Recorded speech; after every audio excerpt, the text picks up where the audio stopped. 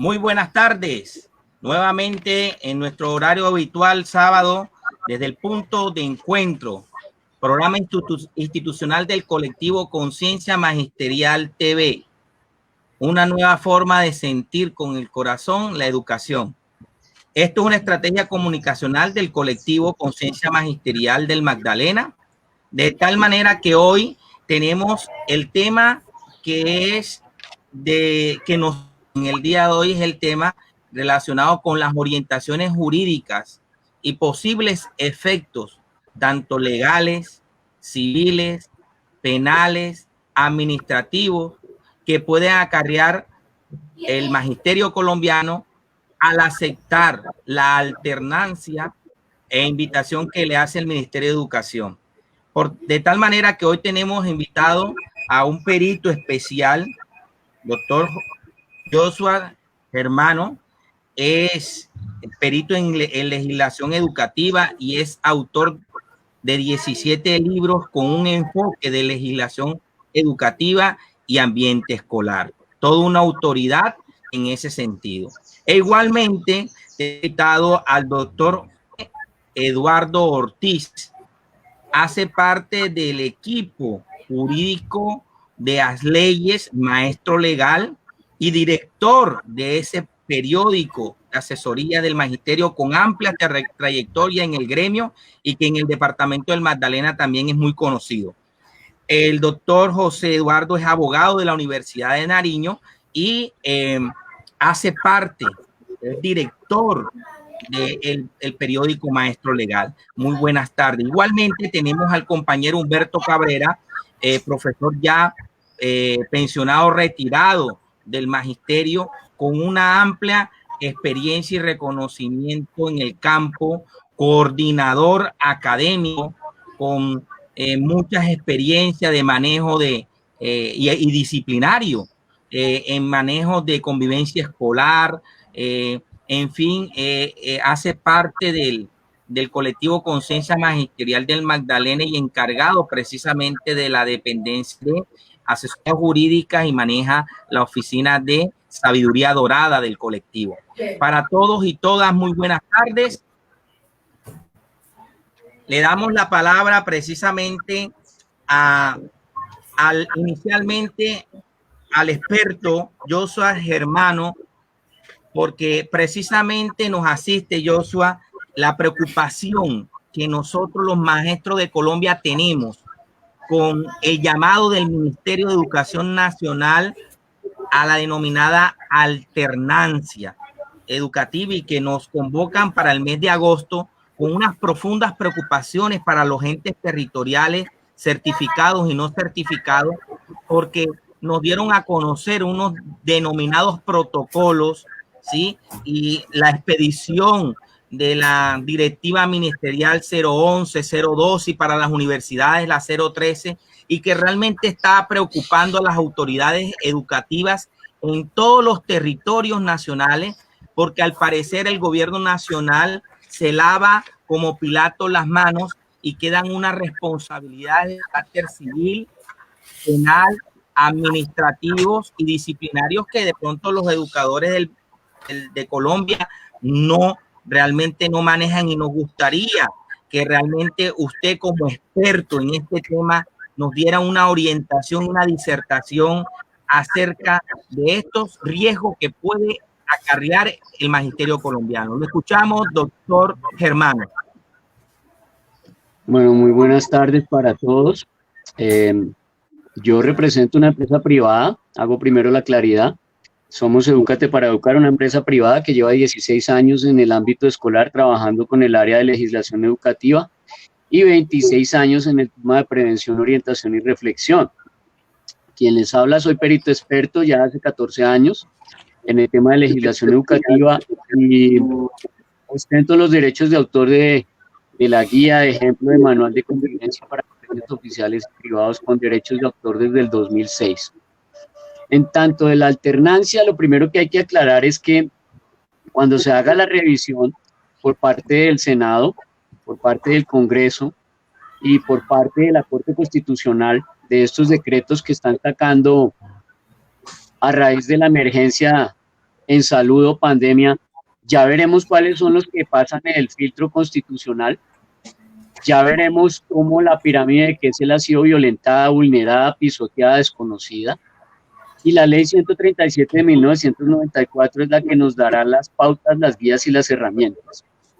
Eso no es que la ministra saca y saca y saca decretos y directrices y lineamientos y el presidente firma y firma decretos, ya van más de 148 decretos que firma el presidente y creen que es solo firmar decretos y ya. La ley 137 del 94 en su artículo 51 habla muy claramente de que tienen que tener un control y ese control lo ejercerá el Congreso y además la Corte Constitucional. Para hablar de las directivas 011 y 012, lo primero, tendríamos que mirar ese conducto regular y ese debido proceso que siguieron con esas directivas. Y lo primero que hay que decir es que violaron todo conducto regular y todo debido proceso. La directiva 011, 012 y 013, primero, no convocó al Consejo Directivo, cuyas funciones dentro del proceso de la legislación educativa es definir qué es lo que va a hacer el colegio frente a ese tipo de situaciones que menoscaban, que vulneran o que violentan la vida, la dignidad y la integridad del menor. Eso está dentro de las funciones del Consejo Directivo. Y no fue convocado. Luego, entonces, el conducto regular allí se fragmentó. Segundo, no se convocó a la Asamblea de Padres de Familia y se violentan dos aspectos. El primero, que la familia juega parte en este tripartito del amparo, el deber de cuidado, que es la familia, la sociedad y el Estado. Entonces se desconoció la patria potestad por un lado, que es el artículo 288 del Código Civil, y en segundo lugar se desconoció la facultad que tiene el padre de familia al firmar un contrato civil contractual que se llama la matrícula. Se llama contrato civil independientemente de que sea un colegio oficial, porque la Corte Constitucional ha dicho que un contrato civil es un acuerdo para crear voluntades. Ahí no habla de plata, ni de dinero, ni de pecunio. Habla es de unos deberes y unos derechos y unas condiciones, prohibiciones y un acceso a un servicio educativo a través de la matrícula. Entonces se violentó también ese conducto regular en ese aspecto. Por otro lado, por ningún lado se convocó tampoco a los comités de convivencia ni del colegio ni municipales, entonces también se fragmentó el conducto regular. Y adicional a ello, se viola todo el debido proceso, porque no se convoca a las autoridades del órgano escolar, es decir, a los rectores para preguntarles, oiga, ¿ustedes están como de acuerdo? ¿Van a participar? ¿Ustedes qué opinan? Si usted mira la fecha en que aparecen las directivas 11 y 12, posterior a ello, en el día 18 de junio sale un documento de 29 páginas, en donde el Ministerio de Educación ya flexibiliza eso, se da cuenta de su error, y entonces salen a decir que no, que es que los que tienen el derecho de enviar uno a sus hijos, según el artículo 288 del Código Civil, son los papás, por patria potestad. Pero también se les olvida que el artículo 2347 del Código Civil tiene una bidualidad, es decir, genera responsabilidad sobre el docente, que es el directivo o rector, y sobre los padres de familia también. Ese artículo 2347 genera doble responsabilidad, tanto al rector o director del colegio como a los padres de familia en conexidad. Tenemos que hacerlo allí en conexidad con la Ley de Infancia y Adolescencia. Entonces quiero aclarar una cosa bien puntual. Primero, el desconocimiento de la ley no es causal de exención. Luego entonces los asesores del Ministerio de Educación no pueden salir a decir que no conocen la ley, porque entonces no serían asesores. ¿O qué tipo de abogado es aquel que va a esgrimir que desconoce la ley para incurrir en una violación o vulneración de la misma? Dos, el artículo 25 del Código Penal, que también viene en conexidad, porque no habla solamente del delito sexual, sino del derecho a la vida.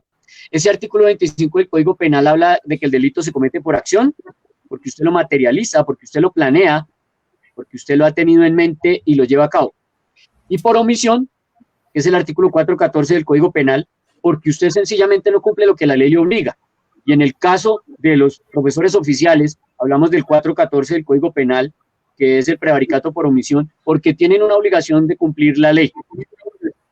Y en ese sentido de cumplir la ley, ya ahorita más adelante le digo cuál es la ley que tienen que cumplir, porque el derecho a la educación jamás va a estar por encima del derecho a la vida. En una ponderación constitucional, en donde usted pone en una balanza el derecho a la vida por un lado y el derecho a la educación por el otro, ¿de dónde saca usted que el derecho a la educación va a prevalecer o va a subyugar al derecho a la vida? Cuando el derecho a la vida es el único derecho absoluto en Colombia, al menos en el papel, porque no hay una pena de muerte. Mientras que el derecho a la educación se tiene que ponderar, porque no es un derecho absoluto. Yo no sé algunos rectores y profesores de dónde sacan esa tesis aberrante y esa tesis bizarra de que el derecho a la educación es absoluto. Yo no sé de dónde lo sacan, porque yo veo es en el artículo 67 y 68 de la Constitución, primero una educación de calidad y segundo es el privilegio que tienen los papás para elegir la educación que quieren para sus hijos y que es obligatoria únicamente hasta los 15 años. Yo no sé de dónde sacan que estudiantes que cometen todas las fechorías que quieran en un colegio y tienen 16 y 17 años, tienen derecho a la educación absoluta. La educación, dice el artículo 67 de la Constitución, es obligatoria solo hasta los 15. De ahí para allá, entramos a hablar otro idioma. Por otro lado, el artículo 199 de la Ley de Infancia y Adolescencia, el artículo 199 de la Ley 1098 del 2006, dice clara y taxativamente que cuando usted violenta los derechos de un menor, usted no tiene ningún tipo de beneficio. Y eso no habla solo de los violadores, habla para cualquier delito, lesiones personales, matoneo, acoso, amenaza, toda situación tipo 3 a la voz de la Ley 1620 de 2003. Por otro lado, el artículo 18 de la Ley de Infancia habla de qué es maltrato infantil. Y el artículo 18 de la Ley de Infancia tiene 3 verbos rectores importantes que no podemos desconocer, que se llaman la omisión, el descuido y el trato negligente. Traduce que cuando usted docente, cuando usted directivo, coordinador, orientador o rector, incurre en omisión o en descuido o en trato negligente, usted está incurriendo en maltrato infantil que da una pena de 4 a 7 años. Adicional a ello, tenemos un artículo que es más complejo todavía, muchísimo más complejo, que es el artículo 44, numeral 4 de la Ley de Infancia y Adolescencia. ¿Qué dice el artículo 44, numeral 4? Tiene un verbo rector que se llama garantizar. Cuando usted le dicen garantizar, no es 3/4, no es la mitad, no es 1/3. ¿Es garantizar o garantizar? Porque a usted no lo condena en la mitad o lo declaran 3/4 culpable. Entonces el artículo 44 dice que usted tiene que garantizar ¿a quién? A los niños, niñas y adolescentes. Usted tiene que garantizar ¿qué? La dignidad, la vida y la integridad. Y tiene un hermanito gemelo, ese artículo 44, numeral 4 de la Ley de Infancia. Tiene un hermanito gemelo en el artículo 17 de la misma Ley de Infancia y Adolescencia, que habla de la vida, el derecho a la vida que tienen los menores de 18 años y el derecho a la vida digna.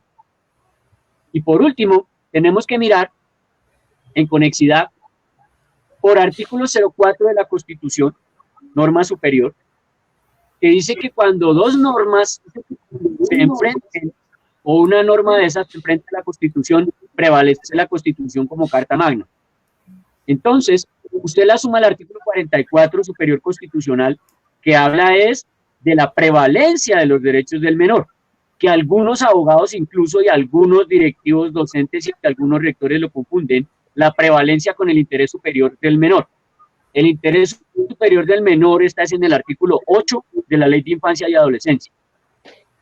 La prevalencia está en el artículo 44 de la Constitución y el interés superior en el artículo 8 de la Ley de Infancia y Adolescencia. Estos dos sumados son lo que nos dan un resultado que traduce que los derechos de los niños, niñas y adolescentes prevalecen y están en interés superior. Al estar en interés superior, dice el artículo 8 de la Ley de Infancia, que en toda decisión administrativa, en este caso decisión administrativa es una directiva 11 o 12, prevalecerán los derechos de los menores. Y si usted lo suma al artículo 368 y 369 del Código Penal, enarbolaríamos una tesis que es la siguiente. En 3 minutos se la voy a diseñar y termino mi respuesta. Por artículo superior 04 de la Constitución, más el artículo 44 de la Constitución, más los artículos 07, 08 y 17 de la Ley de Infancia y Adolescencia, prevalece una figura que se llama el deber de cuidado, que genera un prevaricato por omisión de aquel empleado oficial que incurra en omisión, descuido y trato negligente según el artículo 18 de la Ley de Infancia.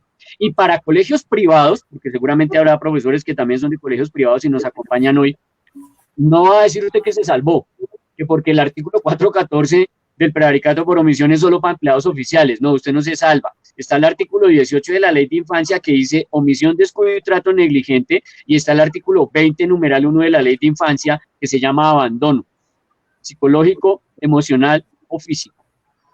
Ahí me devuelvo un poquito y le hablo de la pirámide de Kessel. En la pirámide de Kessel está primero todas las normas internacionales, que en bloque de constitucionalidad van ligaditas o de la mano a la constitución de cada país. Luego vienen las leyes ordinarias y luego le siguen las leyes, llamémoslas comillas, normales, para que los profesores me entiendan. Ley ordinaria es la Ley de Infancia y Adolescencia, ley ordinaria es el Código Penal y ley ordinaria es el Código Civil. Leyes, entre comillas, normalitas, hablaríamos de la 1952 del 2019, que es el Código Disciplinario Único actual y vigente, más otras normas. Luego siguen los decretos y ahí sí siguen las resoluciones. Luego está 3 estados por abajo, la directiva 11, 12 y 13. Tenemos Constitución aquí arriba Constitución, y aquí abajo tenemos directivas. No entiendo por qué los docentes, de una manera de pronto cándida, de pronto inocente porque no conocen la norma, le dan una fuerza vinculante de ley a unas directivas que no tienen. Una directiva ministerial no tiene fuerza vinculante de ley superior ni a la Constitución, ni a la Ley de Infancia, ni al Código Penal. 2. La ministra de Educación no deroga las leyes. Y todos y cada uno de los artículos que le acabo de leer siguen absoluta, total y radicalmente vigentes. ¿Por qué le quiero decir esto?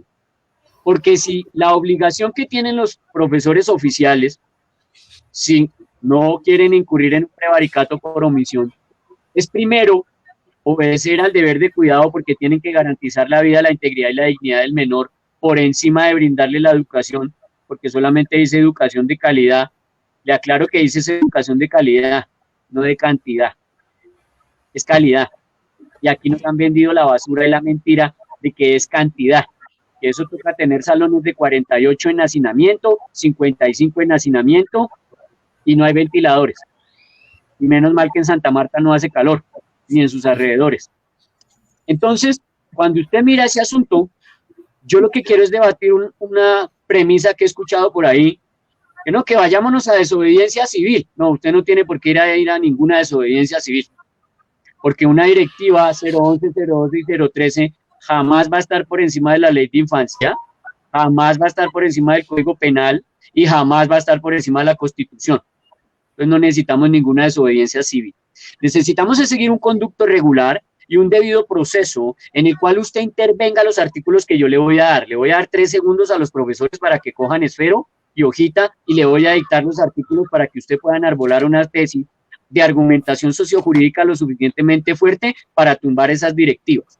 Entonces, el primer principio que tiene que usted citar allí en ese argumento es que prevalece es el derecho ¿a qué? A la vida. ¿En dónde está? En el artículo 11 de la Constitución y en el artículo 17 de la Ley de Infancia.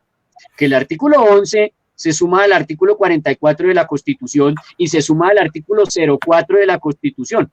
Repito, artículo 11 de la Constitución, 44 de la Constitución y 4 de la Constitución, que dice que si ponemos a pelear la Constitución con la directiva 11 y 12 o la 13, adivine quién gana.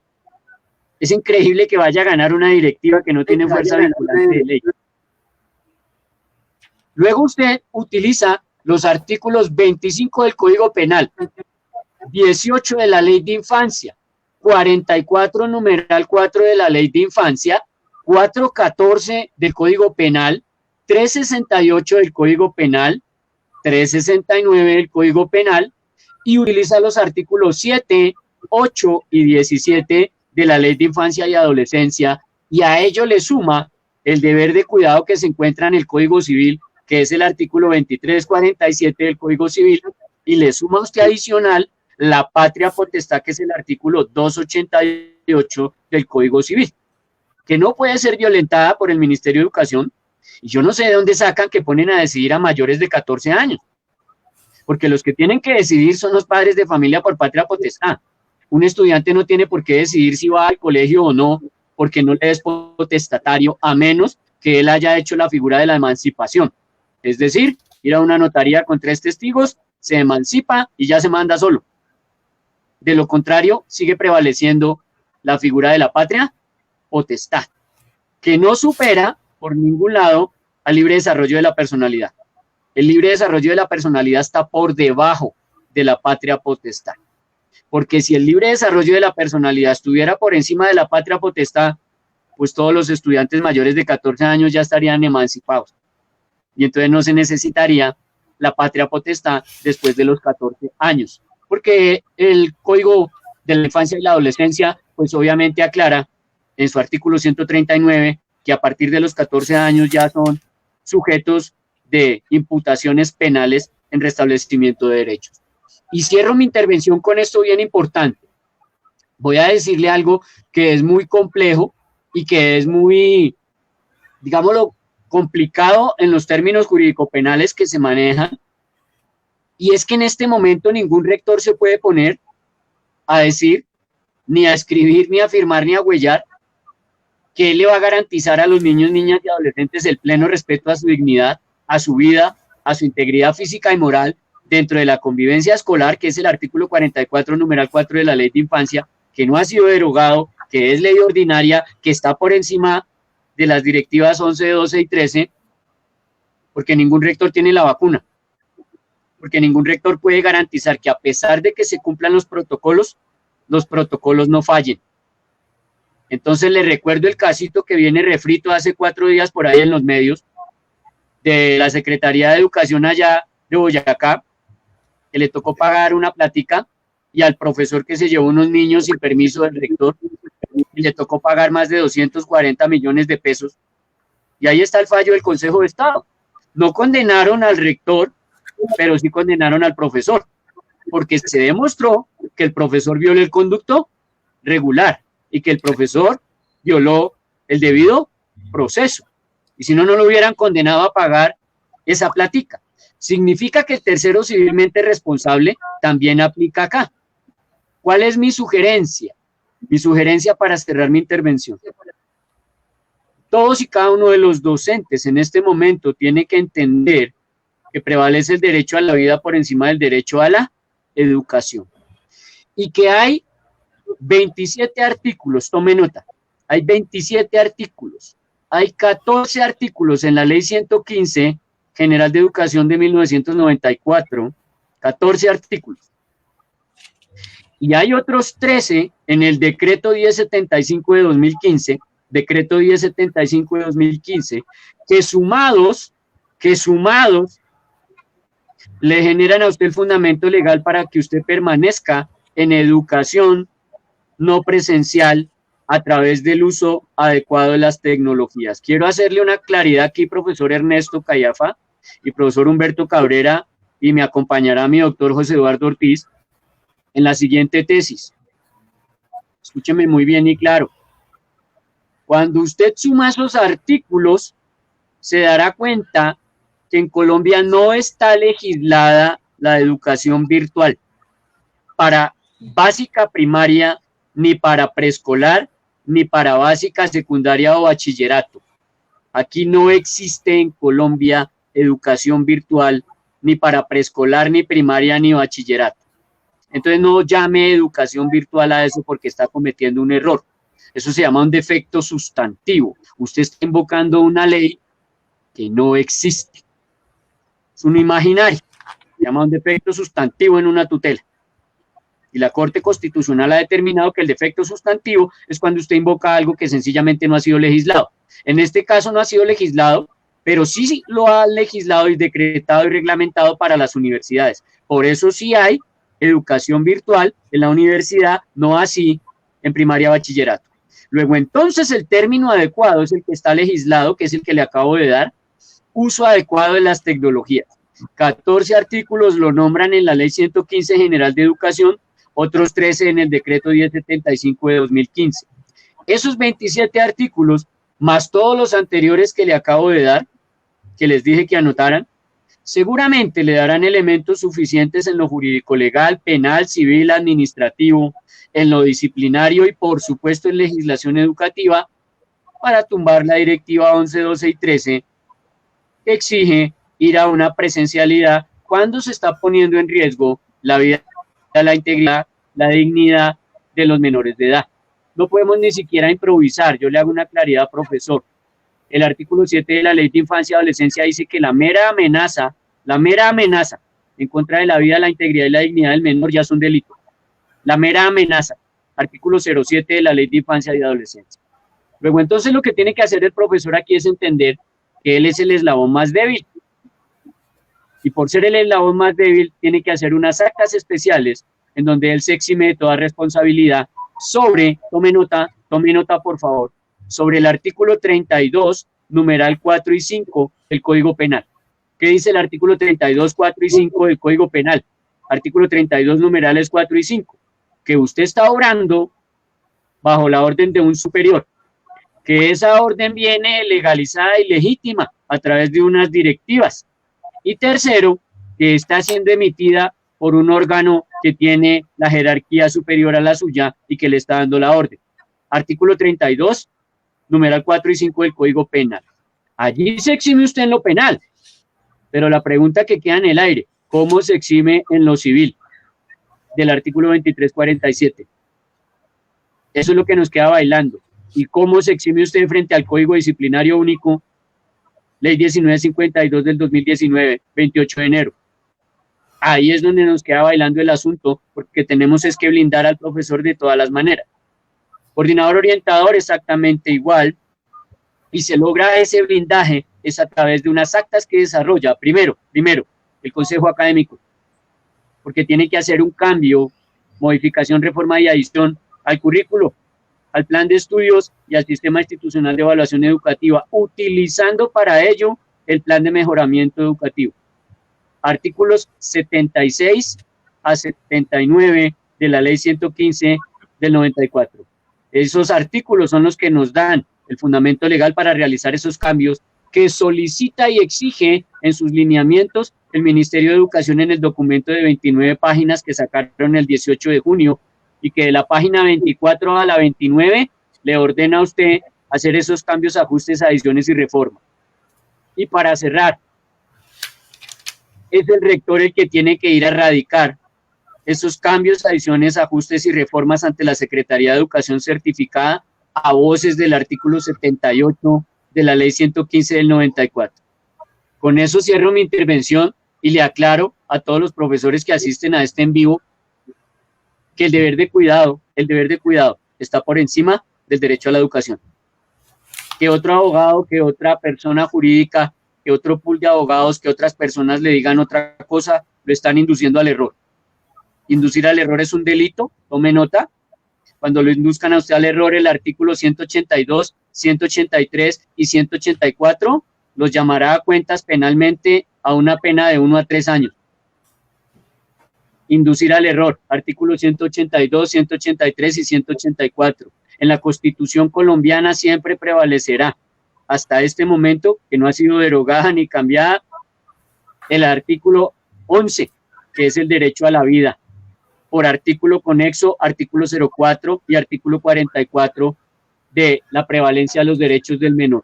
Luego, entonces, prevalece la Constitución por encima de esas dos directivas, 11 y 12 para los colegios y la 13 para las universidades. Profe Ernesto, esa ha sido mi intervención. Muchas gracias, Joshua. Magistral tu intervención, clara. Por aquí, Alba Rocío Sandoval nos dice, muy buena, pero va muy rápido. Igual ahí va a quedar el video para que lo puedan ver con calma en casa. Los que se han sintonizado en vivo y en directo y lo pueden ver en diferido más adelante. Bueno, saludos de La Guajira, saludos del departamento de La Guajira, de aquí nos escribe compañeros de Maicao, compañeros de Atlántico, igualmente un abrazo fraterno a todos y todas. Doctor José Eduardo, usted que hace parte del equipo de Asleyes, maestro legal, un periódico que realmente ha venido ilustrando al magisterio colombiano durante muchas décadas, con una experticia a prueba de todo. ¿Ha escuchado usted la magistral exposición del perito y especialista conocedor en aspectos y asuntos jurídicos, asesor educativo Joshua Germano, y que de verdad amerita que nosotros durante este tiempo estemos consultando todos estos argumentos que el doctor Germano ha esbozado en el día de hoy. Doctor José Eduardo, de verdad que cuando se posesiona un presidente, siempre jura cumplir a la Constitución y a la ley. Y que sabemos nosotros que al expedir directivas, a expedir más de 136 decretos en este tiempo que tenemos de más de 100 días en aislamiento denominado inteligente por el gobierno nacional, y que durante ese periodo de aislamiento inteligente se han cometido errores a la inteligencia el día sin IVA. En fin, nosotros como maestros, como educadores, y que realmente buscamos asesoría de gente conocedora, porque zapatero a tu zapato.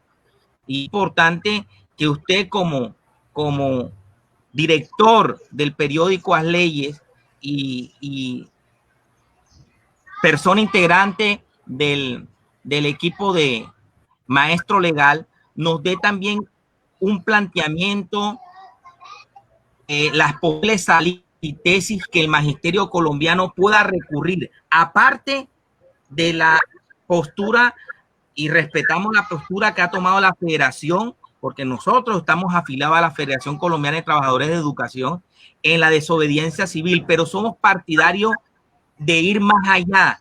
O sea, si nos toca recurrir a través de una instancia judicial para declarar o demandar esas directivas, y por consiguiente no solamente irnos a las calles o a los mítines, sino también dar una lucha jurídica que posibilite una reivindicación y una protección de derechos, porque estamos en riesgo no solamente en la salud o la posible ser focos también de recibir el virus, sino también ser responsables penalmente de propagar pandemia. Y nos gustaría, doctor Ortiz, que usted nos diera también sus puntos de vista y sus apreciaciones.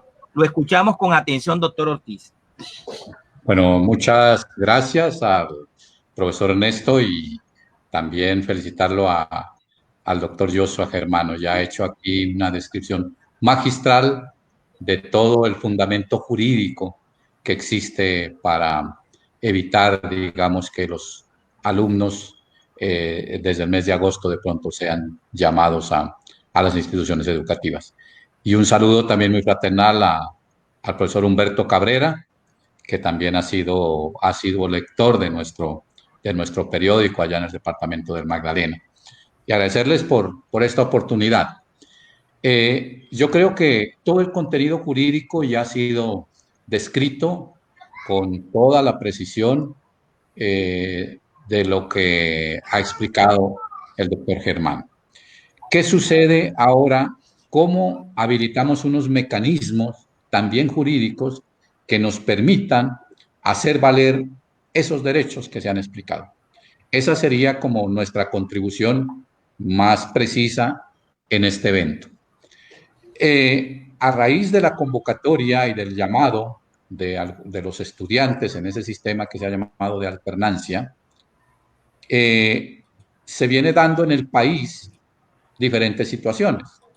Muchas entidades territoriales, por ejemplo, ya Medellín, Bogotá, incluso aquí donde estoy ahora en Pasto, en el departamento de Nariño, ya han tomado la decisión, los mandatarios locales, de no llevar a los estudiantes a clases, con todos los fundamentos jurídicos que existen, porque es que los fundamentos están ahí. O sea, nadie puede decir que llevar a los estudiantes, pues está cumpliendo, en el mes de agosto se está cumpliendo una directiva o un decreto expedido en situación excepcional de estado de emergencia. En fin, todo el sistema jurídico obviamente hoy está en suspenso prácticamente por la situación muy particular que crea esto, y porque el presidente obviamente, al estar actuando en estado de excepción, tiene esas facultades, obviamente, que no son facultades que no tengan control. Todos los decretos que se expidan en esa situación tienen que ir a control de la Corte Constitucional. Pero, sin embargo, hasta mientras existe el control, pues los aplican. Y ustedes saben cómo se han expedido ese tipo de decretos.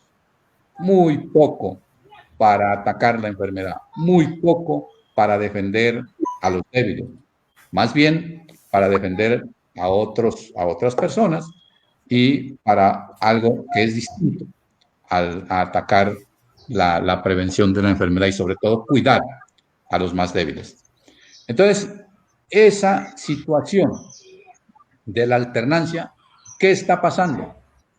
Hay alcaldes, ya hay gobernadores, hay algunas autoridades locales que piensan cumplirla, desafortunadamente, cuando no debería ser así.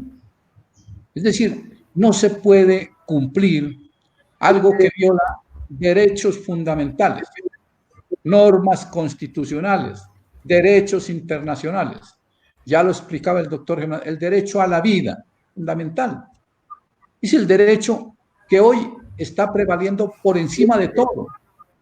Aquí obviamente se le está dando más interés a unas situaciones económicas y por eso pasa lo que pasa y lo que está pasando en Colombia, desafortunadamente, porque no se ha atacado de fondo, no se han tomado medidas para defender la salud, la integridad y la vida, sobre todo, de los ciudadanos. Pero bueno, esos son asuntos políticos. ¿Cuál es la situación que se viene presentando ante esto? Se viene hablando de desobediencia civil. La desobediencia civil es una acción sobre todo política, digámoslo así. ¿Sí? Pero, jurídicamente, ¿qué debemos hacer para activar unos mecanismos de defensa con toda la argumentación jurídica que ya ha sido de manera magistralmente explicada? Yo pienso que en los sitios donde exista, digamos, de parte de las autoridades locales y de pronto de algunos directivos docentes, que puede ser que los haya también, de hacer cumplir la alternancia, creo que hay que empezar haciendo una petición por parte de los directivos docentes, de los rectores, ojalá en común acuerdo con las directivos, el consejo directivo de la institución educativa, la junta de padres de familia, ojalá el personal estudiantil, ¿haciendo qué? Solicitándole en un derecho de petición a la autoridad local que haga una visita a la institución educativa, que programe una visita a la institución educativa para que la educación, la autoridad determine cuál es la situación sanitaria, locativa y de bioseguridad que existe en la institución educativa. Claro, es claro que eso no existe, pero también nos toca hacer eso. ¿Por qué? Porque cuando se llegan a estos debates jurídicos también juega mucho las pruebas. Pues nosotros hemos recomendado, incluso ya tenemos hecho un formato de derecho de petición que lo vamos a compartir con ustedes para que se les dé a los directivos docentes la posibilidad de que de manera inmediata soliciten de la autoridad local que corresponda que se dé una visita a la institución educativa que corresponda, ¿sí? Y se certifique cuál es en realidad la situación locativa, la situación sanitaria y la situación de bioseguridad que existe hoy en las supuestas instituciones educativas. Nos vamos a dar cuenta que no existe, porque es que aquí se está legislando es en contra de la realidad. Las directivas, los decretos que están convocando a los estudiantes, a un grupo de estudiantes, a que vayan a las instituciones educativas o que se presenten, están absolutamente lejos de la realidad, porque conocemos cómo son las instituciones educativas, sobre todo las públicas, en el estado de postración en que se encuentran. Entonces, nosotros sugerimos activar esos mecanismos para, obviamente, acudir a unas acciones legales que tengo entendido que podría ser la acción de tutela de manera inmediata. así como para que una autoridad judicial emane una decisión y diga que no se debe cumplir. Así como el día de ayer, por ejemplo, se pronunció un juzgado de Bogotá y tumbó parte del decreto que les impone restricciones severas a los mayores de 70 años, violando derechos fundamentales. En esto va a igual. O sea, si persisten las autoridades locales de darle cumplimiento a esas directivas del ministerio, nosotros pensamos que hay que empezar es también a actuar por derechos de petición, a pedir unas certificaciones sobre las situaciones para, con esa prueba, interponer las acciones de tutela que haya lugar, que seguramente van a ser falladas a favor de los estudiantes y de los padres de familia, porque ya se ha explicado aquí, no existe ningún fundamento jurídico, constitucional, de convocar a los estudiantes en esta situación en que estamos a partir de agosto, algunos estudiantes a las clases. Sería además un atentado gravísimo, porque todos nos estamos dando cuenta que hoy incluso la curva sigue subiendo en Colombia y están diciendo que eso va a ser en agosto, el mes donde va a haber el fútbol. Entonces, es un contrasentido. Ese estilo de autoridad que tenemos de imponer por encima, violando todas las cuestiones legales, desconociendo la realidad de tratar de imponer algo que está por fuera del derecho. Dejo ahí mi intervención y muchas gracias por compartir con nosotros este espacio. Listo, doctor José, estamos, el colectivo con...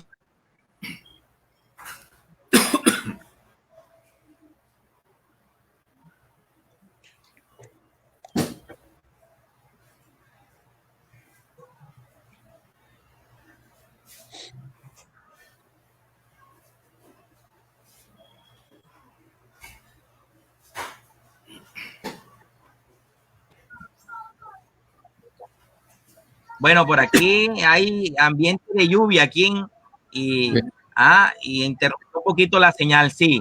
Bueno, profesor Humberto, igual le reafirmamos, doctor Ortiz, que el colectivo está muy atento al formato de derecho de petición y por ahí estamos muy pendientes. Por ahí nos dice un compañero, Jaime Antonio Faris, que es bueno también convocar a los personeros estudiantiles para darle esa asesoría y entregarle precisamente a esos compañeros ese formato para que los estudiantes y padres de familia puedan interponer un derecho de petición ante la autoridad. Estamos muy atentos. Profe, igualmente. Yo le comparto por correo el formato para que usted, es un formato ya desarrollado jurídicamente con todos los fundamentos legales, constitucionales, para empezar a hacer ese tipo de peticiones y empezar como a ejercer alguna acción legal por lo que se pueda. ¿Listo? Perfecto. Igualmente nosotros lo vamos a compartir con nuestros contactos, con los compañeros y compañeras, no solamente en el Magdalena, sino también lo hacemos con los compañeros a nivel nacional. La idea es que podamos ser un medio de difusión y de compartir inquietudes y que posibiliten eso, ¿no? La reflexión pedagógica, el análisis académico y que obviamente dé luces en esta situación que estamos viviendo, que es una situación inédita, en estos tiempos inédita y que realmente debemos darle orientaciones y precisiones. Profesor Humberto, usted como coordinador ya retirado con la vasta experiencia, con todo lo que tiene que ver, el doctor Germano nos dice que es necesario ajustar los manuales de convivencia, hace necesario ajustar todo lo que tiene con el plan de estudio y el pensum, el currículum, porque obviamente estamos en una situación muy particular. Igualmente, saludos del profesor Rafael Cuello, es asesor de FECODE y ex secretario general de nuestra federación para todos y todas. Saludos extensivos a través del medio. Profesor Humberto, retomando la pregunta, nos gustaría conocer esas experiencias, esos casos, para que el doctor Germano y el doctor Ortiz, con toda su experticia que tienen en el aspecto jurídico, en las responsabilidades de tipo civil, penal, administrativo y disciplinario, lo que puede llegar a acarrear si nosotros retornamos a esa alternancia. Lo escuchamos, profesor Humberto, su planteamiento. Muy buenas tardes. En primer lugar, manifestar acá desde nuestro colectivo Conciencia Magisterial TV mi respeto y mi saludo a los expertos, Joshua Germano y el doctor José Eduardo Ortiz, abogado de las leyes. Y Ernesto, tenemos que plantearnos nosotros desde la salida de aquel audio que el doctor Joshua Germano emitió hace rato, por allá por el mes de, si no estoy mal, el mes de abril-mayo, que dio las primeras luces sobre el tema de la alternancia y la posición terca y obstinada de la ministra de Educación de querer regresar a la comunidad. Yo no hablo de estudiantes, yo hablo desde la comunidad educativa a las instalaciones educativas, en este caso, nuestros planteles educativos. Quiero partir, expertos y Ernesto, que a raíz de esa intervención, yo tengo que recordar acá un tema muy puntual y nosotros a raíz de esas intervenciones emitimos un comunicado el día junio 17 del 2020 como colectivo de conciencia magisterial, la responsabilidad civil y penal de los centros escolares en tiempo de pandemia. ¿Y por qué lo tomamos? Doctor José Eduardo Ortiz, creo que le suena este titular, porque que en el periódico Maestro Legal hubo un artículo fundamental que tiene que ver con este tema y hoy lo retomamos porque se complicó más el asunto con el cuento de la alternancia y esta posición que tiene el ministerio de regresar a las aulas. ¿Y por qué hablamos en tiempo de pandemia? Porque fíjense ustedes que parece cosa mentira.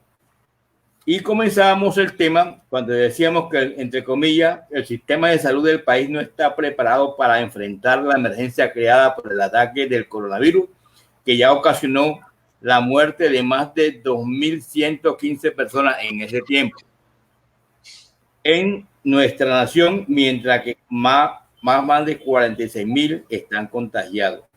Ojo, el presidente de la Federación Médica Colombiana, doctor Sergio Izaza Villa, y culpa el atraso que padecen el atraso que padecen los servicios médicos a la corrupción y el mal funcionamiento del sistema de salud. Eso salió publicado en El Tiempo 14 de junio del 2020. Entonces nosotros partimos desde este punto de vista. Si el país como tal no está preparado para enfrentar este ataque mortal de este bicho, como muchos hemos acostumbrado a decirlo, mucho menos va a estar preparado nuestro sistema educativo para enfrentar hoy en día lo que se viene planteando como una alternancia de querer que los maestros, los padres de familia y incluso hay que decirlo así, que muchas entidades territoriales en un primer momento estaban acolitando esta posición del Ministerio de Educación, donde produjeron resoluciones como esta que le voy a leer al doctor Joshua y el doctor José Eduardo Ortiz, donde decían en un contenido que me llamó mucho la atención, por la cual se conforman los equipos de trabajo para el acompañamiento pedagógico y técnico a las instituciones educativas de la Secretaría de Educación del Distrito Turístico Cultural Histórico de Santa Marta por el tiempo que dure la emergencia sanitaria COVID-19. O sea, preparando unos equipos técnicos pedagógicos para ir a esas instituciones educativas a acompañar a los directivos docentes, en este caso rectores, que entre otras cosas fueron los directivos docentes quienes convocaron a través de un oficio solicitándole a la Secretaría de Educación que por favor este 27 de abril ingresaran, digamos, o reingresaran los rectores a los colegios. ¿Y qué se ha presentado? A mí me parece muy oportuno. Yo he tomado atenta nota de lo que ha planteado acá el doctor Joshua Germano y aquí el doctor Jesús Eduardo, que debemos estar preparados. Y yo pienso que ese derecho de petición llega oportuno y que nosotros todo el material que tenemos, digamos, de leyes, porque queremos decirle a la base del magisterio que es bien cierto que nosotros estamos, digamos, en la mira de cometer, si cometemos estos errores, yo no lo llamaría errores, podríamos llamarlo crimen, un crimen de, digamos, de lesa humanidad, cuando vamos a decir a los estudiantes que regresen a las instituciones. Cuando aquí sí es bien cierto que vamos a tener ese aspecto bastante grave, cuando se habla de los 4, o sea, que son 4 procesos que podemos llevar nosotros como responsables de algo que se está tramando para que esto llegue a suceder, como son las responsabilidades que tenemos. Responsabilidad, ustedes lo han dicho, responsabilidad civil, penal, administrativa y disciplinaria. En ese sentido, yo considero que debe ser muy puntual, y yo, digamos, valido y saludo a los secretarios de Educación que ya se pronunciaron al respecto y han planteado que para este año 2020 no hay regreso a las clases en este caso, como lo hizo Antioquia, como lo hizo Sincelejo, y nosotros esperamos que llegue a haber, ojo, usted lo ha dicho, doctor Joshua, llegue a haber un acompañamiento, porque aquí no se puede legislar unilateralmente cuando no se han tenido en cuenta los consejos directivos, no se han tenido en cuenta los comités de convivencia escolar, ni de las instituciones escolares, ni del mismo distrito Secretaría de Educación. Es decir, esto que se está dando tiene que ver con un desconocimiento total que podemos partir de la misma ley 115 del año 94, cuando prácticamente no se ha tenido en cuenta los procesos, como son la flexibilidad de los horarios. O sea, no se ha tenido en cuenta cuál es el funcionamiento del consejo directivo de X o Y plantel, porque resulta y pasa que hemos leído en resoluciones donde arbitrariamente han trasladado docentes cuando dice, es que yo soy el rector y yo tengo por ley, o sea, se arroga el derecho de ser que por ley él puede hacerlo, cuando prácticamente este señor obedece a un organismo del gobierno escolar que establece claramente que ellos dependen de la decisión de ese organismo que se llama gobierno escolar, sobre todo consejo directivo o consejo académico. Entonces, en ese sentido, no se puede por tomar decisiones unilaterales, digamos, y que en realidad han venido perjudicando a muchos docentes, en este caso, en materia de esos trabajos que se han venido haciendo, incluso se han venido haciendo en época de pandemia, es decir, en época de aislamiento. Entonces, esto o sea, hay una alerta en donde prácticamente esa medida de lo del Código Penal, o sea, cómo se viene propagando o se quiere propagar esta pandemia a través de una convocatoria de la misma Secretaría de Educación, los entes territoriales, pues usted lo ha dicho, resulta y pasa que aquí la pelotica se la van tirando sabroso. El Ministerio de Educación Nacional se la tira, o el presidente Duque se la tira del Ministerio de Educación, el Ministerio de Educación a los entes territoriales, alcaldes, gobernadores se la tiran a los secretarios de Educación, y los secretarios de Educación se la tiran a los directivos docentes rectores, y luego, me perdonan la expresión, los más pendejos, los docentes, son los que van a pagar los platos rotos. Entonces, en ese sentido, en este artículo que usted planteó, doctor José Eduardo Ortiz, me acuerdo del número 33, donde se hablaba de las responsabilidades civil y penal. Yo le agregaría otras 2 más, porque en realidad administrativa. Porque anteriormente yo le decía a mis compañeros que es muy fácil.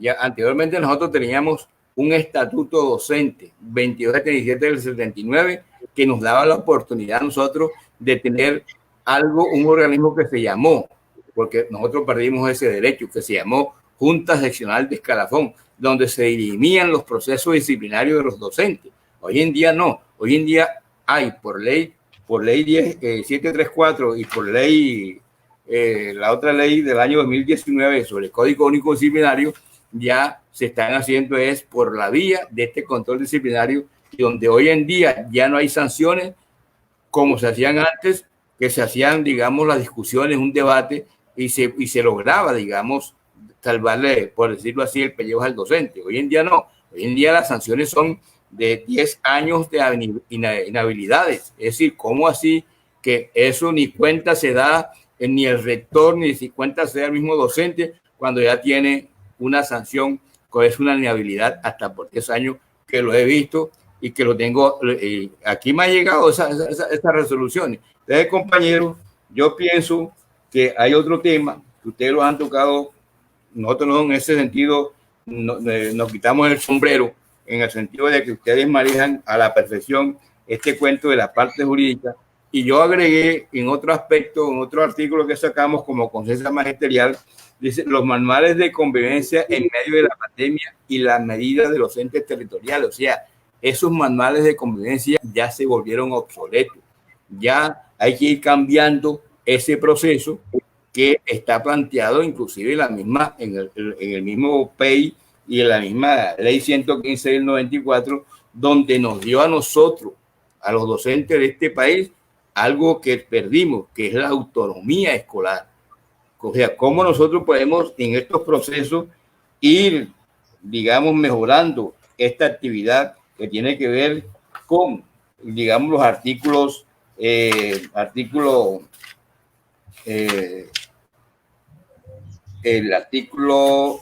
ya les digo, 73, el proyecto educativo institucional, el artículo 78, regulación del currículo, los planes de estudio en su artículo 79 y sobre todo lo del artículo 77, autonomía escolar. En ese sentido, yo creo que tenemos todas las herramientas, mi querido doctor, para nosotros poder desarrollar una defensa, decirlo así, defensa de la educación pública, no del maestro, sino de la educación pública, porque aquí hace falta la presencia de un elemento que también necesitamos acompañarlo, que son los padres de familia y los estudiantes. Yo le he dicho al compañero Ernesto que nosotros debemos y tenemos el deber moral de hacer un llamado a los personeros de las instituciones escolares, no solamente en este caso del distrito, sino del departamento del Magdalena, a los representantes de los estudiantes ante los consejos directivos y de los representantes de los padres de familia ante el consejo directivo, que también tienen su voz y tienen su voto y tienen derecho a opinar y a decir no vamos más, no vamos a la alternancia, y que en realidad lo que queremos es que en primer lugar, pues que lo primero que está, ustedes lo han dicho, por encima de todo, es el artículo 11 de la Constitución Nacional del Derecho a la Vida, y que el mismo artículo 44 con la defensa de los estudiantes, porque yo le he dicho una cosa, yo cuando oficiaba como coordinador de disciplina, que yo le cambié el apellido, yo no colocaba coordinador de disciplina, yo colocaba coordinador de convivencia, porque me parecía que sonaba mucho mejor y había un tratamiento más acorde al cargo que yo venía desempeñando. Y yo le decía, es que a mí la ley de convivencia, a mí me resbala. A mí yo lo que le tengo miedo es a la ley 1098 del 2006 o ley de infancia y adolescencia, que es a donde está el veneno, donde podemos nosotros hacer la defensa de los estudiantes, o sea, de los niños, niñas y adolescentes. A ese sentido yo creo que ha faltado, Ernesto, una capacitación más profunda al magisterio colombiano para que digamos, hagamos una capacitación perfecta donde nosotros podamos decirle, porque aquí parece ser, en este cuento de la ley de infancia y adolescencia, que la única salida que tenemos nosotros como directivos docentes o como docentes es que para poder solucionar el problema disciplinario de los estudiantes es la sanción, y nos olvidamos de los procesos disuasivos que maneja la ley 1098. En este sentido, ¿cómo podemos nosotros sacar a esos estudiantes de este problema disciplinario? Es mi aporte. Yo agradezco, Ernesto. Creo que debemos nosotros, con esto, estamos haciendo un aporte a lo que hoy en día tenemos, este confinamiento. Dios quiera que esto termine ya, porque en realidad lo que está por encima de todos nosotros es la vida, es la educación, y en realidad creo que debemos seguir con este cuento para poder avanzar, digamos, como colectivo y hacer un llamado a las organizaciones sindicales nuestras, que aquí las hay, para que también nos pongamos el overol y trabajemos conjuntamente y rememos por una sola parte y no estemos cada quien por su lado. Gracias. Ernesto. Bueno, profesor Humberto, muchas gracias, de verdad. Bueno, al doctor Llosa, al doctor José Eduardo Ortiz, nosotros como colectivo también tenemos nuestra tesis, nuestro planteamiento. Le decía, y bueno, me toca a mí como presidente dar la orientación de nuestra posición que nosotros consideramos. Nosotros hemos venido consultando con algunos amigos abogados para ver cómo nosotros nos adelantamos a las posibles consecuencias y impactos, para no esperar llorar sobre la leche derramada, ¿sí? Sino la idea es manejar unos principios que maneja la salud pública, que es la prevención. Y nosotros en la educación estamos tratando de hacer, por eso el doctor Ortiz nos facilita el formato de derecho de petición para darlo a conocer a todos los compañeros y compañeras en todo el país. La idea es interponer los recursos antes de que llegue el mes de agosto, ¿sí? Solicitando las medidas sanitarias, las medidas de bioseguridad, todas las medidas que posibiliten, en cierta manera, blindar y proteger a los niños, niñas y adolescentes y por supuesto al magisterio colombiano de una posible contagio masivo, ¿sí? Segundo elemento, hemos mirado con nuestros amigos y asesores jurídicos un principio, doctor Ortiz y hermano, me gustaría que ustedes también con esa experticia nos apoyaran. Se llama principio de precaución. El principio de precaución es cuando no hay una evidencia científica. Por consiguiente, la persona se puede abstener a asistir a un lugar o a un sitio porque puede ser contagiado o afectado, ¿sí? Entonces, un ejemplo, ya hay sentencias de la Corte Constitucional colombiana donde explican precisamente cuando se argumentan los daños causados por las ondas electromagnéticas de estas torres de telecomunicación en los barrios. Entonces, muchas juntas de acciones comunales han interpuesto tutela, han impetrado tutelas, han impetrado derecho de petición y han argumentado, y hay una constitucionalidad al respecto para abstenerse, ¿verdad? Y la autoridad le niegue la posibilidad de instalar esas antenas porque hay unos daños posibles causados por las ondas electromagnéticas. Entonces, de verdad que nosotros somos partidarios de buscar una vía que posibilite interponer esos recursos, porque como no hay una certeza, primero no hay una vacuna todavía, no tenemos la certeza de cómo un niño, doctor hermano, un niño que pueda compartir, digamos, la merienda con su compañero, ¿sí? Y que ahí se puede dar una propagación de manera involuntaria, pero que allí afecta a muchas personas y cuando quiere ver, todos estamos implicados en una masificación y propagación del virus, y que hay que decir la verdad, Colombia no ha podido darle los elementos de bioseguridad a 62,000 trabajadores de la salud, mucho menos le va a entregar elementos de bioseguridad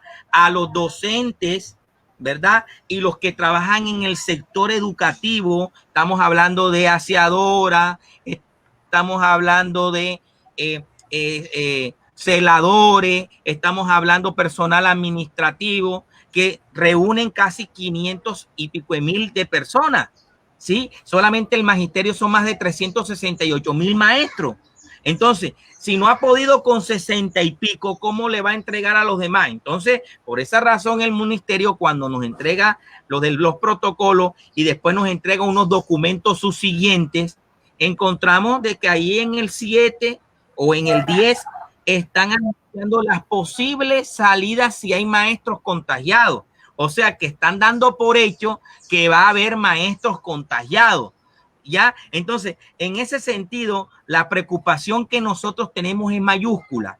Pero ante todo, estamos haciendo la tarea, estamos consultando, estamos mirando precisamente las garantías de bioseguridad y que nosotros como colectivo Conciencia Magisterial del Magdalena estamos buscando el equipo de asesores, de acompañamiento que posibilite darle también luces a nuestra Federación Colombiana de Trabajadores de Educación, porque la idea a la hora del té es darle una salida a esta situación que estamos viviendo hoy en Colombia. Entonces yo termino ahí el planteamiento que nosotros estamos elaborando como colectivo y que hemos venido precisamente dando algunas orientaciones. Aquí están dando saludos. Voy a pasar por el chat y aquí hay unas preguntas en el chat a cada uno de los panelistas para pasar en este momento a ese segundo momento para contestar las preguntas, ¿sí? Y después permitirnos darnos salida final al programa. Bueno, aquí nos tenemos saludos de muchos lugares del país, ¿sí? Compañeros que se reportan. Aquí hay una pregunta del profesor Henry Tobón. Dice así: ¿qué pasaría con los docentes mayores de 60 años o aquellos que padecen enfermedades de base? Una primera pregunta para el doctor Germano y así también para el doctor Ortiz. Aquí hay otra pregunta.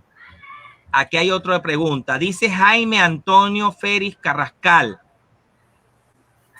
Nos dice aquí, ¿cómo se haría con aquellos consejos directivos de bolsillo que solamente están para firmarle a los rectores y que en este momento no han sido convocados ni siquiera virtualmente? Ojo con esa pregunta también. Aquí nos pregunta también, nos da una precisión la compañera Alba Rocío Sandoval.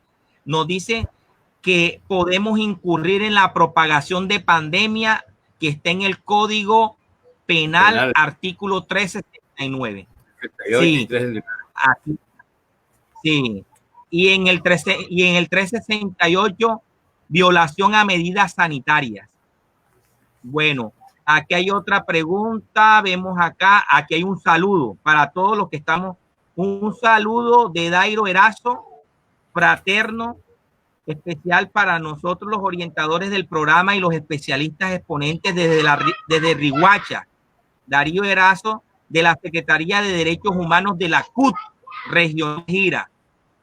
Considero muy importante este valioso derecho de petición para la comunidad educativa. Por acá tenemos más saludos. Seguimos visitando aquí el chat. Álvaro Suárez, saludos para todos. Tenemos acá, en fin, compañeros y compañeras en todas las latitudes de la geografía nacional. Nos siguen compañeros de Cali, compañeros de Antioquia. E igualmente saludos a todos y todas. Doctor Germano, ahí hay unas preguntas y unos interrogantes que nos gustaría que aquí los asistentes, ¿verdad? A través de nuestra plataforma nos hicieron unos interrogantes. Y después el doctor Ortiz. Los escuchamos a ustedes. Le abro micrófono. Primero, Joshua.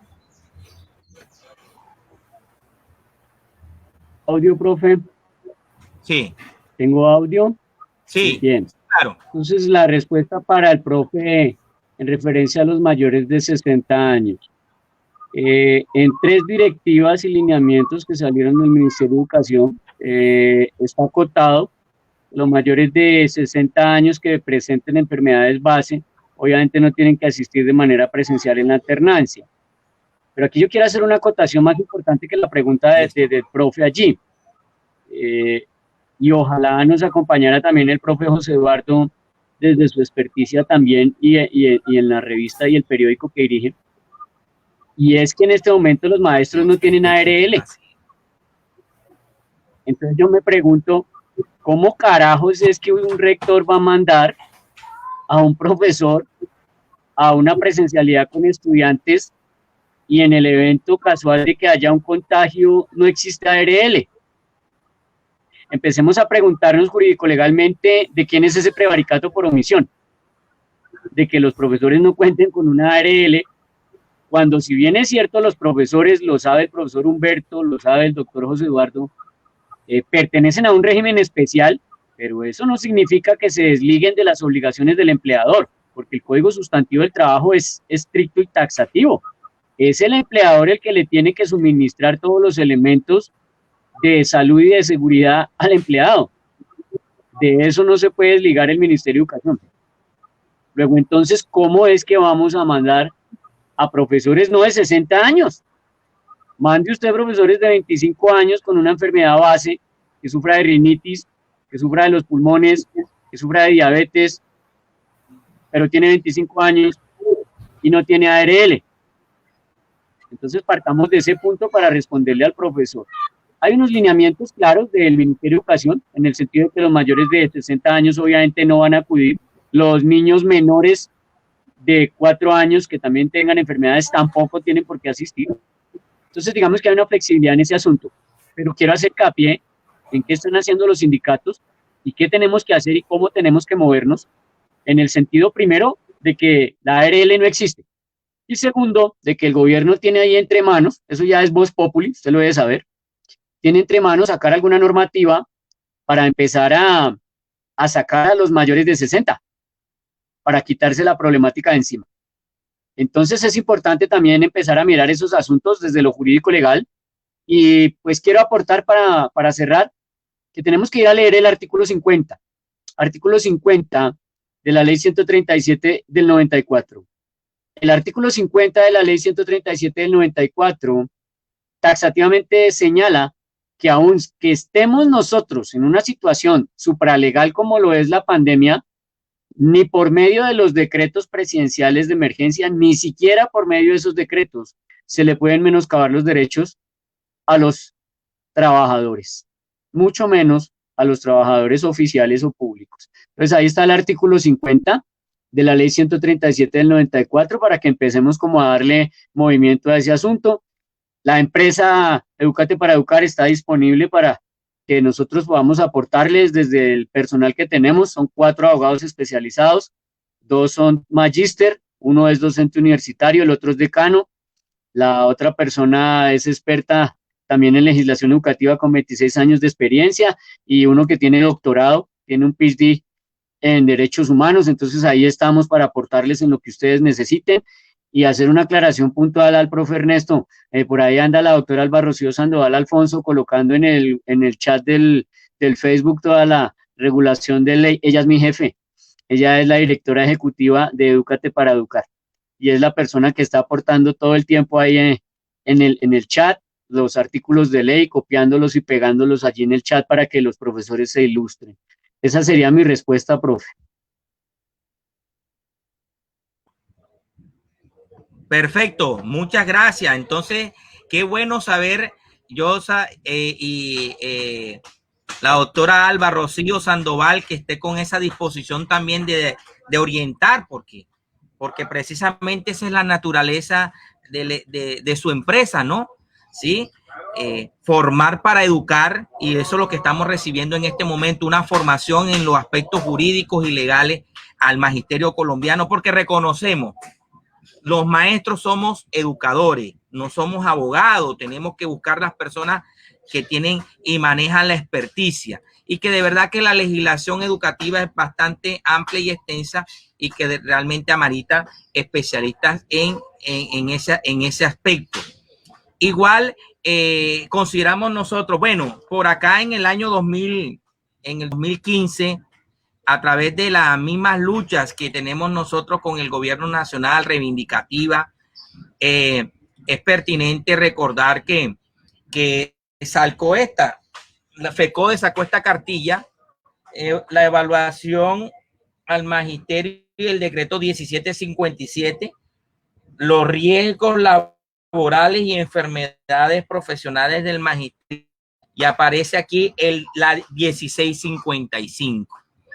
Digamos que a través de nosotros del 1655, por acá hay una parte específicamente que no está desarrollado y que este decreto se puede ajustar porque ya cumplió después de 3 años, ¿sí? Se puede ajustar y habla precisamente de los riesgos en la bioseguridad, ¿sí? Aquí, en la medicina preventiva. Comparto, está en la página 160 y habla vigilancia epidemiológica y la articulación de los programas de higiene y de seguridad industrial. Y aquí en este capítulo, que hay que profundizarlo, por supuesto, hay que adecuarlo, ¿sí? Está precisamente los elementos de vigilancia en el trabajo y de las enfermedades epidemiológicas. Aquí está.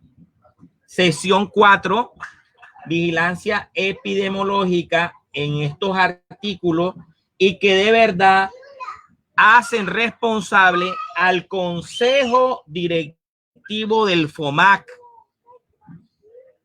para organizar y administrar y controlar la implementación de la seguridad de salud en el trabajo del magisterio.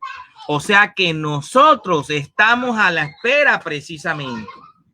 Y lo más curioso, doctor José Eduardo, es que precisamente después te someten a unas tablas cuando hay enfermedades laborales, a unas tablas de calificación. O sea, más cercano a la ley 100 del propio régimen especial que nosotros tenemos. O sea, que nosotros estamos viendo que precisamente estamos ante un gobierno indolente. Estamos ante un gobierno que no escucha a la gente. Estamos ante un gobierno que es displicente, utiliza las estrategias eufemísticas para disfrazar realmente sus verdaderas intenciones. Entonces, lo que usted está diciendo es cierto. El problema de ARL que tenemos y el problema del fondo de prestaciones del magisterio, que es el que habla del TE, están los recursos para ello. Viene siendo golpeado y desfinanciado. Entonces, en términos generales, nosotros estamos, y eso yo lo he venido manifestando reiteradamente, estamos ante una vorágine de situaciones y que nosotros tenemos que darle luces a los compañeras para que realmente podamos mitigar los impactos que se puedan causar ante esa decisión. Doctor José Eduardo Ortiz, los compañeros por ahí hicieron unas preguntas, nos gustaría escuchar también su planteamiento, obviamente sus luces y sus tesis que orientar a los compañeros. Lo escuchamos. Puede abrir el micrófono allá, doctor Ortiz. Bueno, gracias, profe. Listo, tiene micrófono. Bueno, dos acotaciones finales, ¿no? Los maestros, ni los maestros de la antigua carrera ni los de la nueva, tienen un aseguramiento especial por riesgos laborales. Están exentos. Por eso los maestros no tienen ARL. Nosotros lo hemos planteado ya de diferentes formas, porque no debemos confundir la salud en el trabajo, que es el 1055, que está reglamentado ahí, con un aseguramiento que deberían tenerlo. Un aseguramiento, además, que lo tiene que pagar el patrón. Porque el aseguramiento de salud y de pensión, que también se hacen de ese medio, paga una parte, una tercera parte de cotizaciones el trabajador. En cambio, en el aseguramiento de ARL, que es propio de la ley 100, todo lo paga el patrón. El Estado no le ha cumplido a los maestros. Los maestros quedaron excluidos de los riesgos laborales y con ese decreto 1655 se está implementando una salud en el trabajo, ¿sí? Que en parte se ha implementado, pero muy poco, porque implementar un verdadero sistema es un sistema costoso, ¿sí? Y muchas de esas responsabilidades se las han pasado a las que controlan las entidades de salud, a las EPS de los maestros. Entonces, con todas las dificultades que tienen las EPS en prestar los servicios de salud, que sabemos que son pésimas, pues menos pueden prestar alguna, digamos, servicio de riesgos laborales. Ahí hay una desprotección total en los maestros, ¿sí? Es cierto que salieron ya una tabla de enfermedades laborales que no las tenían los maestros, eso fue un avance, y que también se dieron unos parámetros para las calificaciones. Y en eso de las calificaciones de las enfermedades se cometen exabruptos. Ayer, por ejemplo, en mi oficina tenemos un caso de una profesora que fue nombrada en 1995 provisional, ganó un concurso después del 2003, o sea, entró en la nueva carrera, pero venía trabajando desde el 95. Entonces, tuvo unos problemas psiquiátricos, la fueron a calificar y en todas las calificaciones, la medicina del trabajo e incluso también, obviamente, las oficinas regionales de incapacidad los califican con parámetros de ley 100 a todos los maestros. Entonces, ¿qué pasa? Por ejemplo, la diferencia tan grande que en ley 100 un trabajador adquiere ya un derecho a una pensión de invalidez cuando supera el 50% de pérdida de capacidad laboral. Y en el régimen anterior, el régimen de los antiguos maestros, de los que fueron vinculados con el 2277 y que son de régimen pensional exceptuado, solo adquieren la pensión cuando la calificación es superior al 75%. Entonces, al calificar, los médicos tienen que tener en cuenta esa situación muy especial de los maestros y hacer una cuantificación diferente, ¿no? Cuando es un caso y otro. Entonces, esta profesora tramitó su derecho de petición, lleva 2 años, su pensión, digamos, de invalidez, lleva 2 años incapacitada. A los 2 años le resuelven, porque es un lío complejo jurídicamente, con una calificación de pérdida de capacidad del 63%. Entonces le dicen, usted como tiene una vinculación antes de 2005, usted pertenece al régimen exceptuado. Entonces le aplicamos el decreto 1848-69 para la calificación. Pero resulta que como ese decreto exige un porcentaje de pérdida de capacidad del 75%, no la pensión. Le niegan la pensión de invalidez. Si usted coge el mismo caso y hace la misma calificación de 63% en ley 100, calificado con el régimen anterior, le da una pérdida de capacidad laboral del 95%. Una persona que no puede trabajar y le niegan la pensión de invalidez. O sea, situaciones tan dramáticas como esa ocurren, pero es porque los maestros no tienen riesgos laborales. No tienen. Esa es una situación que tiene que asumirla FECODE, porque sobre todo, por ejemplo, en estas situaciones, los maestros están totalmente desprotegidos. Y no creo que hayan funcionado esos comités paritarios de salud ocupacional, y menos que se les haya presentado a los maestros alguna asistencia en esta situación. Empezando por ahí. Segundo punto sobre las preguntas que hacen.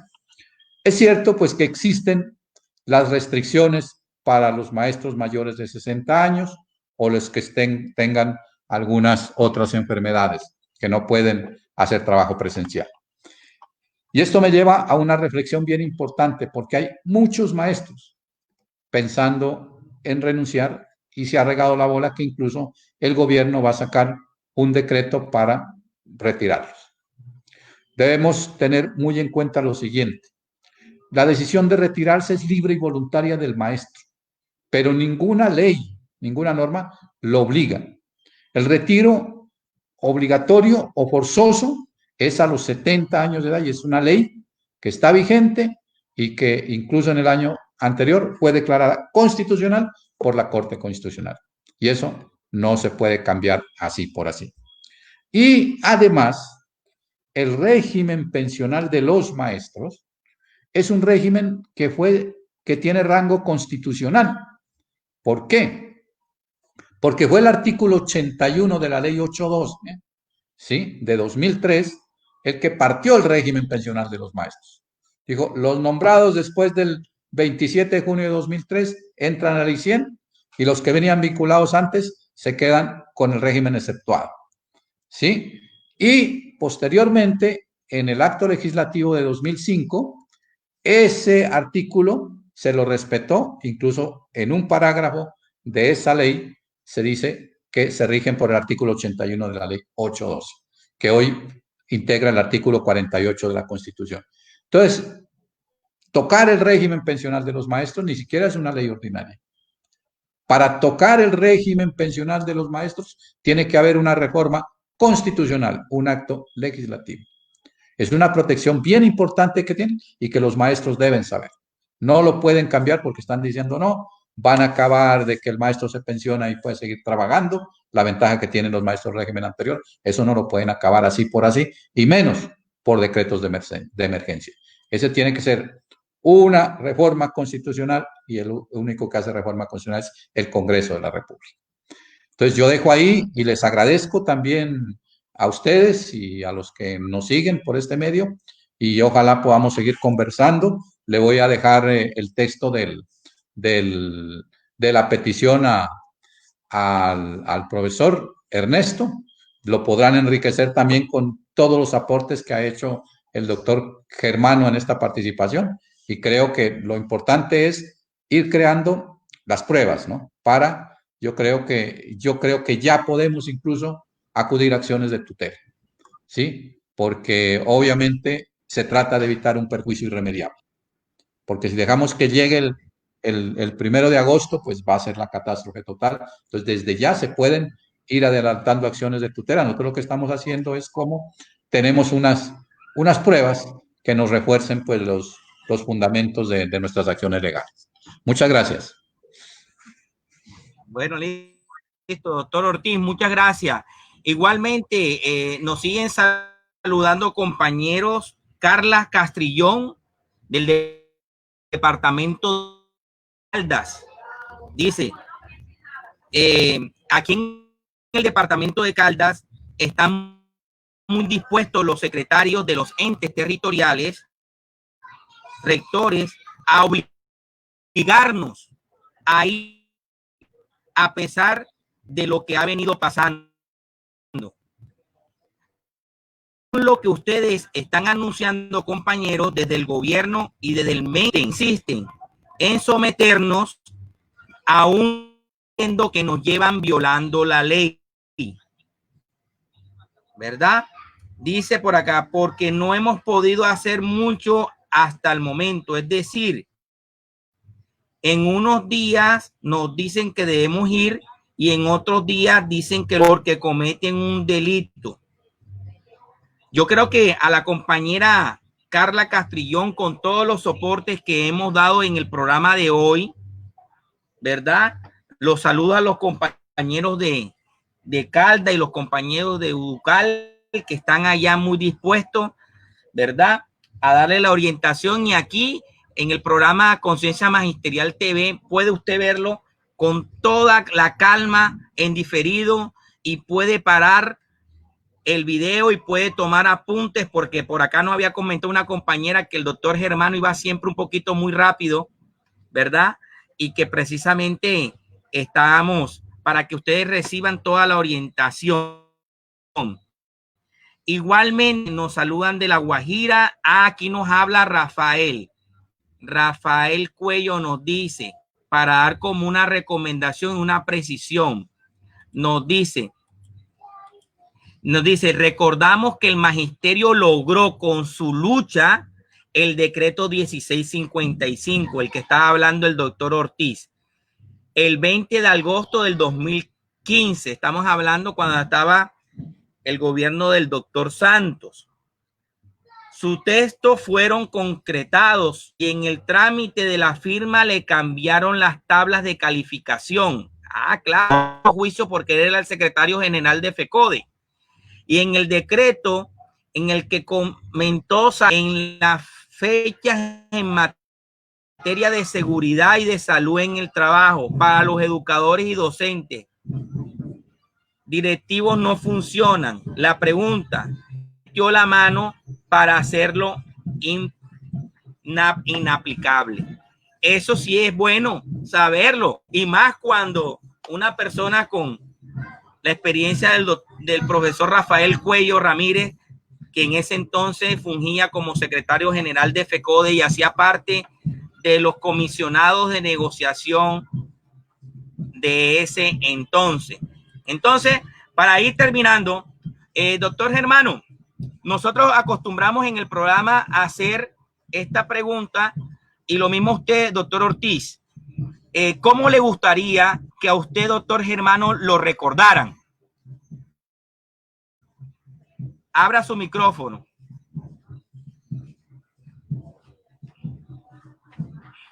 ¿Ya abrió el micrófono? Sí. A mí me gustaría que me recordaran como un excelente padre.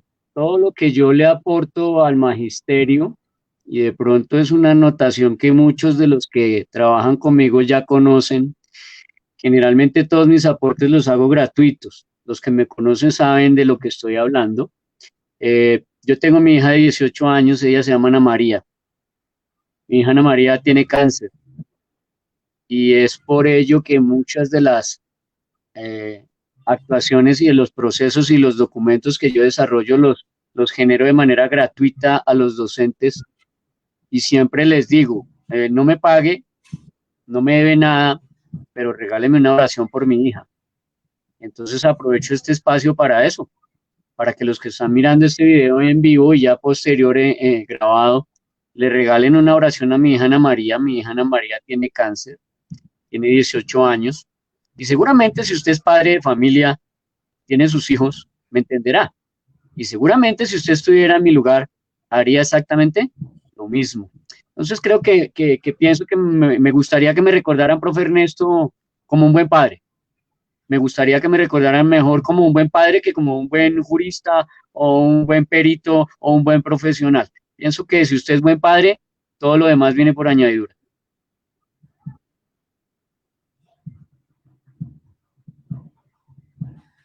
Doctor Germano, muchas gracias. Esa respuesta suya es muy de nosotros, muy del corazón. Doctor Ortiz, nos gustaría escuchar esa misma pregunta. ¿Cómo le gustaría, doctor Ortiz, que lo recordaran? ¿Puede abrir el micrófono? Gracias. Y mis oraciones también por la hija de Joshua Germán. Una cuestión de solidaridad total. No, yo quisiera que me recordaran como un buen ser humano, ¿no? Fundamental y como una buena persona, también dispuesto a colaborar. Nosotros no cumplimos aquí un papel de ganarnos unos dineros en nuestro trabajo, lo hacemos por convencimiento político, por convencimiento ético, por convencimiento social. Siempre desde joven he estado ligado a esos sueños y hemos saltado siempre para alcanzar esos sueños y nunca lo vamos a dejar. Entonces quiero que me recuerden como un ser humano comprometido con la vida, con la defensa de los derechos humanos y como una muy buena persona. Muchas gracias, doctor Ortiz. Aquí para cerrar, el profesor Rafael Cuello nos dice: ningún trabajador renuncia a sus derechos. El cuento que el gobierno va a expedir una norma de renuncia a los educadores mayores de 60 años, no paso más allá de eso. Un cuento chino, dice el profesor Rafael.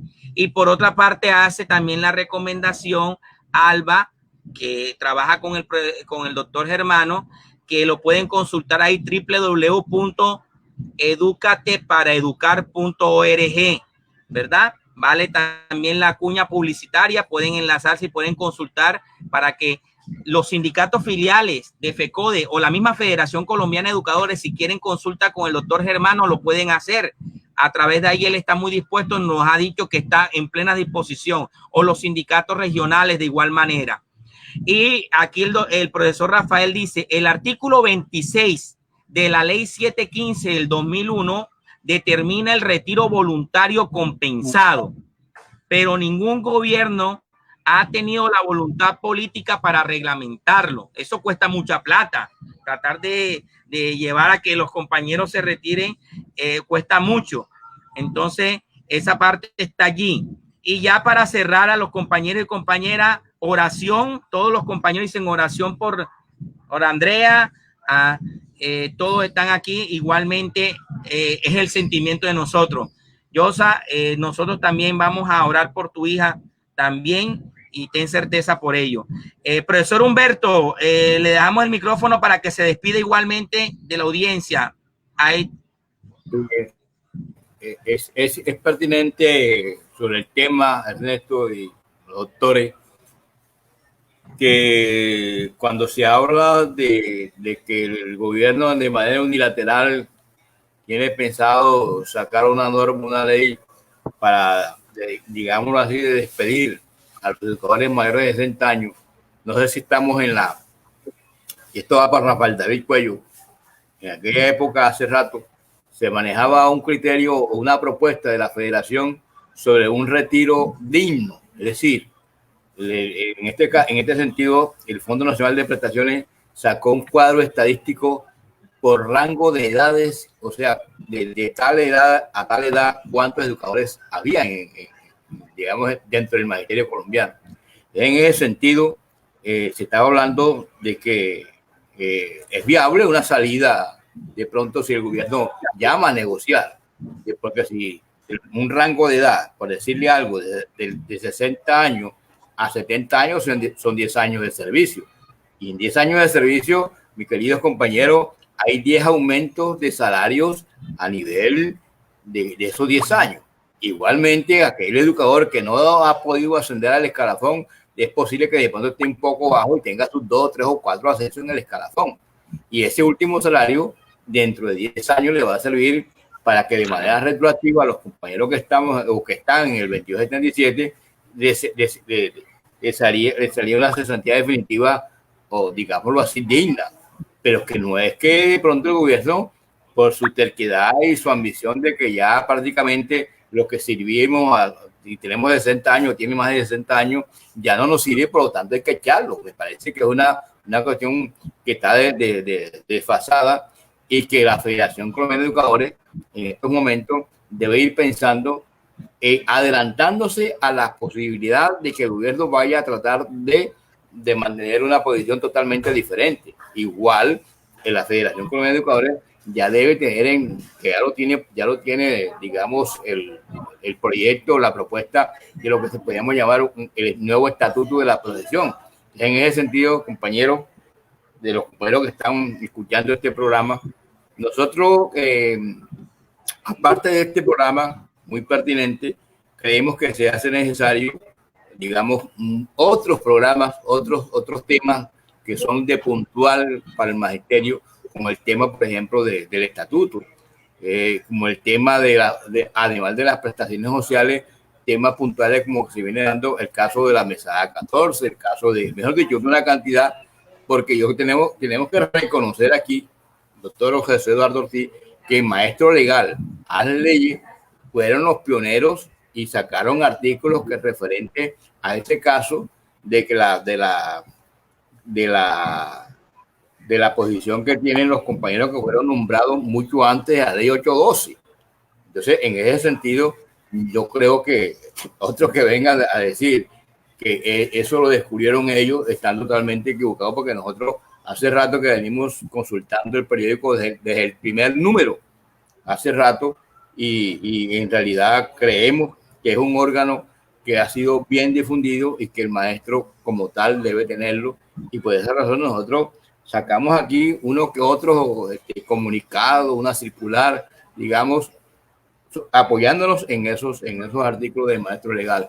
Y hoy tenemos que agradecer, digamos, al doctor Joshua Germano, al doctor Jesús Eduardo, que en realidad con esto han contribuido a una capacitación seria, que no se está especulando, porque las normas son esas, eso están escritos, lo decía un viejo abogado amigo de nosotros, por eso las normas hay que escribirlas, porque a veces la memoria no falla, pero entonces en ese sentido yo creo que ahí tenemos los argumentos, los soportes para eso que nos está planteando el doctor Jesús Eduardo sobre el derecho de petición, que debemos ya debemos hacerlo, digamos, corriendo para presentarlo mucho antes de que llegue el 1 de agosto.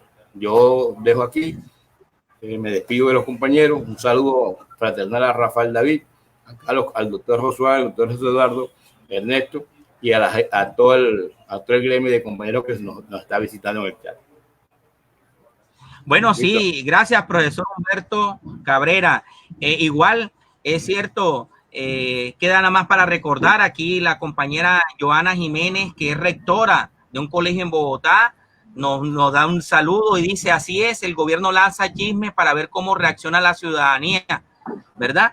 Entonces, de verdad que habla también de que los recursos, esos recursos de pandemia, pues a la hora del TEP también no son tan sólidos como ellos mencionan, porque amerita una cantidad de dinero para adecuar las infraestructuras. Compañeros y compañeras, no siendo más, les recuerdo al profesor Humberto Cabrera, el colectivo Conciencia Magisterial tiene una misión, no solamente la lucha social, política y reivindicativa, sino también un accionar jurídico, y le hemos llamado la misión precisamente recordando un compañero ya fallecido, ¿verdad?